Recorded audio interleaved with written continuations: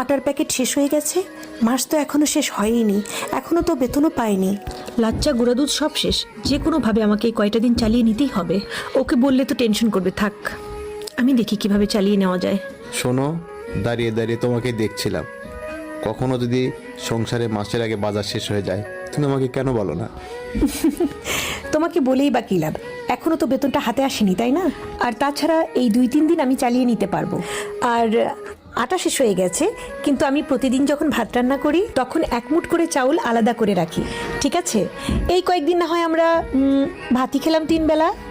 আর বিকেলের নাস্তা তো ওটা আমি চাউলের গুঁড়া থাকে ফ্রিজে, কত কিছুই তো পড়ে থাকে, আমি কয়েকদিন কোনো না কোনোভাবে ম্যানেজ করে নেব। তুমি একদম টেনশন করো না, ঠিক আছে? বাহ, তুমি তো লক্ষ্মী একটা মেয়ে। কিন্তু আমি তো শুনেছি বিয়ের আগে তুমি অনেক টাকা পয়সা উড়াতে, ড্রেস, মেকআপ এগুলো পছন্দ না হলে বাবার সাথে নাকি ঝগড়া করতে, 2-1 দিন পর পর বাবা